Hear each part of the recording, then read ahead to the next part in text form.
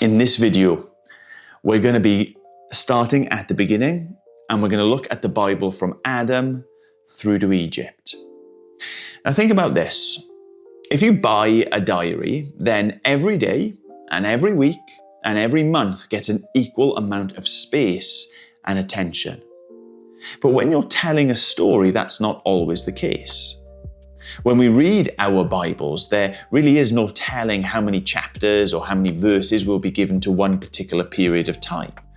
Sometimes hundreds of years are considered in a couple of verses, while at other times we have just a few hours played out through several chapters.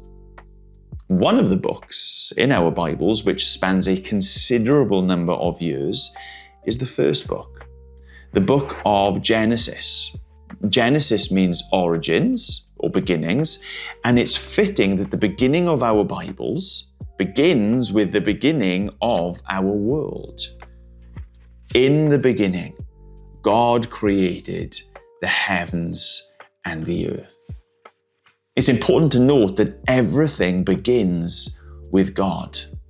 Not just our Bibles, but our very existence. In the beginning, God created. Sometimes people get hung up on the question of who made God. And the Bible's answer is quite simply, no one. Because the uncreated, ever-existing God invented making things. And in the beginning, it says that God created everything. Everything that we can see, everything that we don't see, everything that exists was made by Him. God carried on that work, bringing everything that He had created into order. And into that order, bringing life and light as well.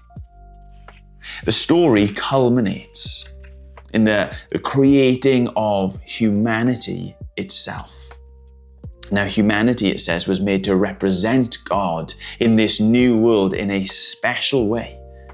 Humanity was invited to follow God and His instructions so that they could enjoy life and flourishing. So far, so good, but as with all stories worth writing down, there comes some drama. You see, God had given so much to His first image bearers.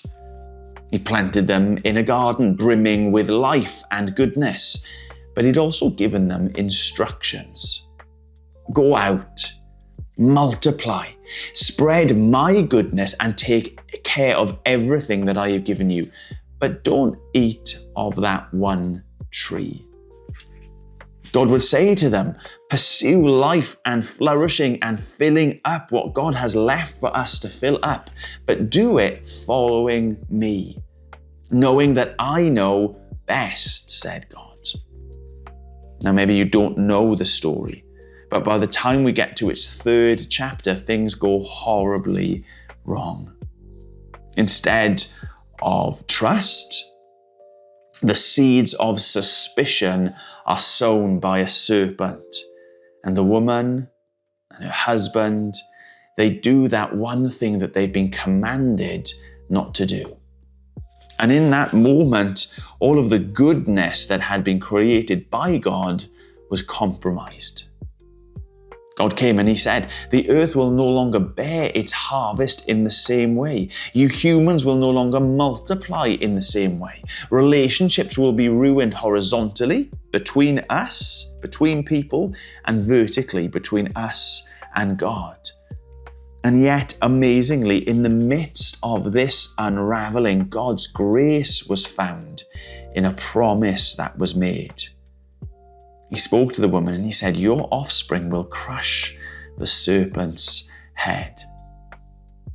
So the scene is set within 3 chapters for everything, literally everything that comes after. I cannot stress how important these first few chapters are, not for winning arguments with atheists, but for understanding why and what goes on in the entire rest of our Bibles. Now, in the immediate aftermath, it's more of the same. There's grace shown in the midst of rebellion. God's loving kindness to people shown who who they don't really deserve it, as generation after generation turn their back on God and turn their own way. And yet, in spite of the kindness that God shows time and time again, rebellion is this common factor in their lives. And humanity continues to reap the fruit of the suspicion of God and slavery to self. They suffer. There is sadness. Death multiplies and fills the earth, not life. There is this moment when God looks over the whole earth and his heart breaks because of the rebellion of mankind, the sort of world that rebellion has created. All the thoughts and all the actions of all the people, only evil all the time. Enter a character called Noah, an object called the ark, an event called the flood. God's washing away of our destructive influence. But it is a story, once again, of God in his grace rescuing, renewing his promise to make things right once more, but as if to prove the point. Even the man who was saved through the flood, Noah, fell, rebelled, rejected God. And his family became instrumental in the building of a tower in Babylon that sought to put us, people, on a par with God. Now, it's at that point that the story turns from thinking about humanity in general to speaking and looking and investigating one family in particular. It's the calling of Abraham. What might you expect? Someone who stuffs up time and time again? Yeah, we get that. More kindness from God and promises to put things right? Yeah, we get that too. God says, I will bless you and you will bless the world. The promise of the seed in the cursed world where the seed is hard to come by. Abraham has a son, Isaac has a son, Jacob. And when we look at them, when we read their stories, where do we start? We've zoomed in, but boy, can we now see just how rotten humanity can be. Instead of saving the world, they become the sort of family who prey on the youngest, the most vulnerable, and sell them off into slavery. You've heard of Joseph, right? Joseph is someone who is wronged more than most, but becomes the way, the means by which rescue is found for the whole known world. Joseph was a slave. Joseph was a prisoner in Egypt, but he is lifted up and through him rescues his whole family and anyone who would pay tribute to him as king. So our Bibles, the book of Genesis, begins with God, whose love moves to create and give. It continues with humanity who doubt and suspect and rebel, and it concludes with the goodness of God understood and spelt out in one of the Bible's most sweet summaries. You meant it for harm, but God made it for good and the saving of many. By the end of Genesis, humanity in general is still an utter mess.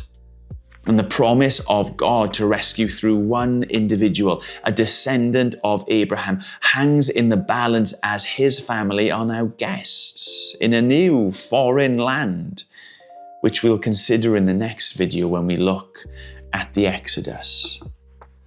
But for now, let me ask you a few questions. Have you ever heard of Adam and Eve, of Noah, of Abraham, of Jacob, of Joseph?